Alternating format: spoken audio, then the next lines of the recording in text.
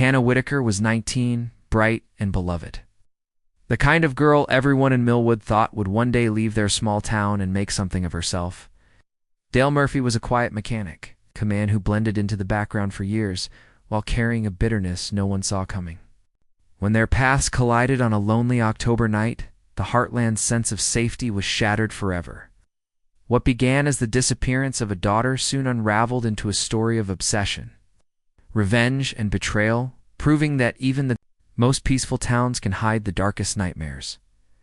Millwood was the kind of town people described as safe, a place where everyone waved to each other from their porches and children played outside until the sun disappeared behind the cornfields. Rows of modest houses lined the streets, and the biggest excitement most days was the arrival of the mail truck or a Friday night football game at the high school. Life had a steady rhythm here, one that gave people comfort and a sense of belonging. For years, nothing more than the occasional traffic ticket or petty dispute disturbed the peace. It was this reputation, this image of quiet perfection, that made what happened one October evening so unthinkable. The night began like any other. With the fields quiet and the roads nearly empty, the harvest season had just ended, leaving behind the sharp smell of cut stalks and damp earth. Farmers finished their work early, families sat down for warm dinners. Most homes went dark not long after the evening news. But around 9 o'clock, a call came into the sheriff's office from a local farmer driving home on a dirt-back road. He had spotted something unusual. A car stopped at an odd angle with its headlights blazing into the empty fields. The driver's. The door was ajar, the engine still running, and the radio hummed faintly through the night. The sight struck him as wrong, so he got out to investigate. The footprints in the mud were the detail that sent a chill through him. They trailed away from the car, uneven, as if whoever left them was in a hurry or being pushed. He couldn't bring himself to follow them too far into the field, not knowing what he might find in the thick corn rows. Instead, he returned to his truck and made the call that would unravel everything Millwood believed about itself. By the time deputies arrived, the road was swallowed in silence. They examined the car with flashlights, noting the purse left on, the passenger seat, and a half-empty bottle of water in the cue folder. Nothing suggested a robbery. The ground told its own story. Scattered stalks snapped at odd angles, fresh mud clinging to tire tracks, and those footprints disappearing into the darkness. The deputies called for backup, and soon. Red and blue lights pulsed across the otherwise pitch-black landscape. Word traveled fast in Millwood. By morning, before any official statement was made, whispers spread at the diner and the grocery store. People speculated about car trouble, a wild animal, or maybe someone from out of town lurking in the shadows. Some dismissed it as an overreaction, but others felt a knot of dread growing in their stomachs. In a place where neighbors had always trusted one another, the sudden possibility of something sinister left everyone uneasy. Parents began keeping their children closer, locking doors that had stayed open for years. For the sheriff's office, this was more than an inconvenience. It was the beginning of a nightmare. He knew small towns could harbor dark secrets, but Millwood had always seemed immune. That sense of immunity shattered the moment the abandoned car was towed into the station lot. Inside it sat everyday items, sunglasses, textbooks, and a folded sweater on the back seat. Whoever owned the vehicle had clearly not planned to leave it behind. The case file opened that night, with deputies scribbling down observations and pinning photographs to the board in their cramped office. They didn't know it yet, but they were staring at the first pieces of a puzzle that would consume them for months. The town that once believed nothing bad could happen here was about to learn how wrong it had been. A single car left glowing. In the middle of the dark fields was the spark that ignited Millwood's descent into fear, suspicion, and grief. The abandoned car quickly became the focus of the entire community. But within hours, investigators confirmed who it belonged to. The license plate was registered to the Whitaker family, longtime residents of Millwood. Their 19-year-old daughter, Hannah, had been driving it that evening after visiting her parents. Hannah was a familiar face around town, remembered for helping at church fundraisers and babysitting for neighbors during summer breaks. She had recently started college in Lincoln and was back home for a short weekend to see her family. When her mother realized she hadn't returned that night, The worry began to gnaw. But it wasn't until deputies arrived at the Whitaker house with grim expressions that fear set in. Search efforts began immediately. Volunteers poured into the streets the following morning, some carrying flashlights and others holding dogs on leashes to help cover the fields. The local high school gym became a staging area where people signed in, grabbed maps, and were directed to search zones. Farmers opened their land to investigators, allowing teams to walk through rows of harvested corn and check barns, silos, and irrigation ditches. For days, the community gave everything they had, hoping that Hannah was lost or injured and waiting to be found. But as each hour passed with no sign of her, the optimism began to fade. Investigators retraced her last known steps, piecing together a timeline. Hannah had left a friend's house shortly after sunset, telling her she would head straight home. Traffic cameras caught her car turning off the highway toward the country road where it was eventually discovered. After that, the trail went cold. The car yielded few answers. Her purse was untouched. Her phone was missing. And there were no clear fingerprints other than her own.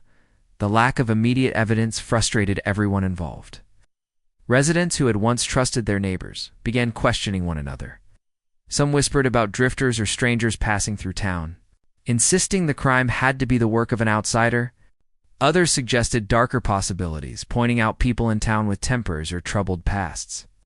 Every shadow seemed suspicious, and every unfamiliar vehicle drew stares. Fear settled into the heart of Millwood, a place unused to locking its doors or suspecting malice behind a friendly smile. For Hannah's family, the days dragged in unbearable silence. Photographs of her smiling face were taped to store windows, church bulletin boards, and telephone poles. Candlelight vigils were held on the courthouse steps, where prayers were whispered and tears fell freely.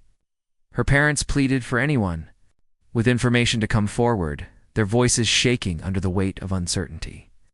The town, once defined by its sense of safety, was now bound together by grief and desperation. Despite the community's efforts, weeks slipped by without a breakthrough. Rumors grew wilder with each passing day. Some claimed they heard screams in the fields that night, though no evidence supported it. Others insisted they saw a truck tailing Hannah's car, a detail investigators could not yet confirm. The sheriff's office urged residents to stay calm, but it became harder to maintain patience as the case dragged on. For the first time in years, Millwood felt fragile. Children were no longer allowed to walk home alone after school. Families who had once left front doors unlocked at night now bolted them shut and checked twice before bed. Suspicion, once a stranger in town, became an unwelcome neighbor. What had started as a search for a missing girl was turning into something much darker. And everyone feared what the final discovery would bring. The empty spaces left by Hannah's absence were everywhere, in her seat at church, in the quiet halls of the high school she had graduated from only months earlier, and in the faces of those who loved her. Millwood was learning that tragedy could reach even the safest of places. What none of them yet knew was that the truth was buried close by, waiting for the right moment to surface, and when it did, it would change the town forever. 3 weeks after Hannah disappeared, hope had nearly drained from Millwood. The posters, that once looked fresh, now curled and faded in the autumn wind. Search parties dwindled, replaced by quiet gatherings where neighbors spoke in hushed voices about possibilities they wished were untrue. Then, on a gray November morning, 2 hunters stumbled upon something that would break the silence forever. They had been moving through the dense woods just outside town, scanning for deer tracks, when one of them noticed a patch of disturbed earth near a fallen tree. The ground looked unnatural, as though it had been recently dug and hastily covered. Again, the men leaned closer, their stomachs tightening, and within minutes they were on the phone to the sheriff's office. Deputies arrived quickly. Tape went up, and the hunters were ushered away. Shovels cut through the damp soil, layer by layer, until the outline of a shallow grave revealed itself. The sight that emerged was every family's nightmare. Hannah's body lay beneath the leaves and dirt, her face pale and lifeless against the earth. The medical examiner was called in, and though investigators tried to maintain their composure, the atmosphere grew unbearably heavy. The search for a missing girl had become the investigation of a murder. The autopsy confirmed the horror many had feared but few had voiced aloud. Hannah had been strangled, the bruises around her neck leaving no doubt. There were also signs that she had been held for some time before her death, evidence that made the crime even more chilling. The discovery sent shockwaves through Millwood. Families who had still clung to the belief she might return alive were forced to face the brutal truth. The grief was overwhelming, but beneath it burned anger. Someone had taken one of their own, and that someone might still be walking freely among them. Detectives began to rebuild the timeline with fresh urgency. They studied her movements that night again, this time with sharper eyes. A small breakthrough came when security footage from a gas station outside town revealed Hannah's car passing by, followed by a truck with broken taillights. Investigators replayed the grainy video again and again, convinced that the driver of that truck was tied to her disappearance. The problem was that the image was too blurry to identify the vehicle clearly, and without a license plate number, the lead was frustratingly thin. Still, the clue gave the community something to fixate on. Talk of the mysterious truck dominated the diner counters and church pews. Everyone seemed to remember seeing it somewhere on the highway, near the grain elevator, or parked outside the bar. Each report added fragments to a growing picture, but none were enough to identify the driver. Detectives canvassed the town, asking questions, knocking on doors, and cross-checking vehicle registrations. Slowly, names began to surface. Meanwhile, Hannah's funeral drew hundreds. The church overflowed, with people standing in the aisles and spilling onto the lawn outside. Photographs of her smiling face lined the altar, a reminder of the bright life that had been cut short. As her family sat in the front pew, holding each other for strength, the town made a silent promise. They would not let her death go unanswered. Behind the scenes, the investigation tightened. Soil samples from the gravesite were analyzed, matching dirt traces found on Hannah's car tires. Fibers discovered on her clothing hinted at the kind of rope that might have been used. Every detail, no matter how small, became part of the expanding case file. The more evidence that surfaced, the more it pointed to a calculated act, not a random crime of opportunity. Millwood had crossed a line it could never return from. Quiet streets where people once felt secure now carried an edge of fear. Parents looked over their shoulders, neighbors exchanged uneasy glances, and the name of the man behind it all lingered just out of reach. The discovery of Hannah's body had brought answers, but it also deepened the mystery. Who had taken her, and why? That question haunted the town, pressing down like the heavy gray skies of November. The truth was closer than anyone realized, and when it surfaced, it would unravel secrets that had been buried for decades. The investigation shifted into overdrive. After the discovery of Hannah's body, detectives worked around the clock, poring over files, retracing leads, and returning to every clue that had seemed too small at first glance. The broken tail-light truck remained their strongest lead. They checked every mechanic shop, every driveway, and every farm lot for trucks that matched the description. After weeks of digging, one name surfaced repeatedly: Dale Murphy. His truck, often seen rattling through town, bore the same broken lights captured on the gas station camera. When deputies brought him in for questioning, Dale appeared calm, almost bored, claiming he had been home alone that night. With no immediate evidence tying him to the crime, they had to let him go. But suspicion clung to his name. Dale was not a stranger to Millwood. He ran a small mechanic shop on the edge of town, repairing tractors and old cars for farmers who needed cheap work done. Most people described him as quiet, though a little withdrawn. A man who kept to himself and lived alone in a small house filled with tools and auto parts. He wasn't the type to join church gatherings or community events, but he was never openly hostile. For years, he blended into the background of Millwood life, barely noticed, except when a car needed fixing. Yet investigators soon uncovered pieces of his past that painted a far more unsettling picture. Digging into his history, detectives learned that Dale had grown up in Millwood and once attended the same high school as Hannah's mother, Laura. They had dated briefly before Laura ended things and later married someone else. Friends recalled Dale taking the rejection hard, though most assumed he had moved on. But his adult life told a different story. Never married, rarely left town, and seemed to carry an edge of bitterness beneath his quiet exterior. When officers searched his property with a warrant, the suspicions became impossible to ignore. Inside his cluttered garage, tucked between toolboxes and rusting car parts, they found a necklace belonging to Hannah. Her family identified it immediately. It had been a birthday gift she never took off. Alongside it were rope fibers that matched the marks on her body, hidden in a dusty drawer as though he believed no one would ever look closely enough to find them. Investigators also uncovered a stack of old photographs and yearbooks, many with Laura's face circled or marked. The evidence pointed not only to obsession, but to a grudge that had smoldered for decades. The discovery shocked the town. For years, Dale had walked among them without notice, fixing engines and making small talk about the weather. Now, it seemed he had been harboring a darkness no one dared imagine. Neighbors recalled seeing him driving near the road where Hannah's car was abandoned, though at the time they thought little of it. Others remembered odd comments he had made about the Whitaker family, subtle digs that seemed petty but not dangerous. In hindsight, every detail became a warning sign that had gone unheeded. For the investigators, the pieces clicked into place. Dale's connection to Laura explained his fixation on Hannah. It appeared that his bitterness toward the mother had twisted into something crueler, transferring onto the daughter who symbolized everything he had lost. The theory was that Dale lured Hannah off the road, took her captive, and kept her hidden. Before ending her life, whether it was driven by revenge, obsession, or some combination of both, the motive now had a face.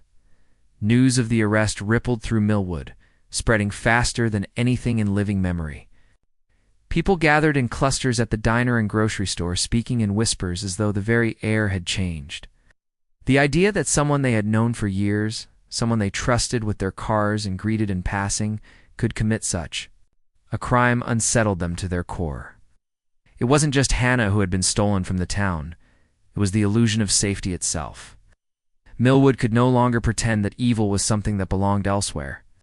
It had lived among them, fixing engines and watching from the edges, waiting for its moment to strike. The trial of Dale Murphy became the defining moment in Millwood's history. A grim spectacle that drew reporters, true crime enthusiasts, and curious onlookers from across the state. For months, the small courthouse was packed each day with neighbors who had once trusted Dale to fix their cars, now forced to stare at him in shackles as prosecutors laid out the evidence piece by piece. The community's grief and outrage turned into a quiet, determined hunger for justice. Families who had known Hannah since she was a child filled the gallery, clutching tissues and holding hands as if bracing against a storm. The prosecution's case was methodical and devastating. Photographs of the garage were displayed for the jury, showing the necklace that Hannah never went without. The rope fibers were matched scientifically to the marks around her neck, leaving little doubt they came from the same source. Soil samples from Dale's property matched particles found on Hannah's shoes, suggesting she had been held there before being buried in the woods. The gas station footage of the broken taillight truck was played over and over again, the grainy images serving as a haunting reminder of the night she vanished. Each detail tightened the net around him, leaving the defense scrambling to find room to argue. Dale's lawyers tried to paint him as a scapegoat, insisting the evidence was circumstantial, and pointing out that there were no direct eyewitnesses to the crime. They suggested the necklace could have been planted, the fibers transferred by coincidence, and the truck merely a common model shared by many locals. But the jury listened more closely to the prosecutors, who emphasized the long, bitter history between Dale and Hannah's mother. They described him as a man who had never let go of rejection, who let his resentment fester until it grew into violence. His silence in the courtroom, his refusal to show emotion, only deepened the impression of someone who felt no remorse. For the Whitaker family, each day of the trial was both torture and necessity. They sat in the front row, staring at the man accused of destroying their daughter's future, listening to the forensic details that painted the final days of her life. When Hannah's belongings were shown as evidence, her sweater, her jewelry, her mother quietly wept, her hands clenched so tightly that her knuckles turned white. The weight of her grief settled over the entire courtroom, making the tragedy impossible to forget. After weeks of testimony, closing arguments delivered the final blow. The prosecution reminded the jury that small towns are not immune to darkness, that evil can hide behind familiar faces, and that ignoring the truth would only allow it to fester. The defense's closing felt flat in comparison, a desperate attempt to raise doubt where little remained. When the jury retreated to deliberate, the town held its breath. It took only 5 hours for them to return. The verdict was unanimous: guilty on all counts of first-degree murder and kidnapping. As the words rang through the courtroom, Hannah's family clung to each other, their tears a mixture of sorrow and relief. Dale sat motionless, his expression unchanged, as though the life sentence handed down to him meant nothing at all. For him, freedom ended that day. But for Millwood, the scars of what he had done would last far longer. The sentencing brought a small measure of closure. Dale would spend the rest of his life behind bars with no possibility of parole. Yet even as the gavel fell and the town celebrated justice, there lingered an unshakable truth. The nightmare had permanently altered the fabric of their lives. Neighbors who once left doors unlocked continued to bolt them shut at night, kept closer watch on their children. The innocence of Millwood, the belief that nothing truly bad could happen there, was gone forever. Hannah's story lived on, not only in the memories of her family but in the whispered warnings passed down to others. She became a symbol of how fragile safety could be, how easily a quiet town could be pierced by violence. The fields, the roads, and the woods where her body was found would never look the same again. For Millwood, Nebraska, the murder in the Heartland was not just a crime, it was a true American nightmare. Etched into their history, a reminder that darkness sometimes hides closest to home.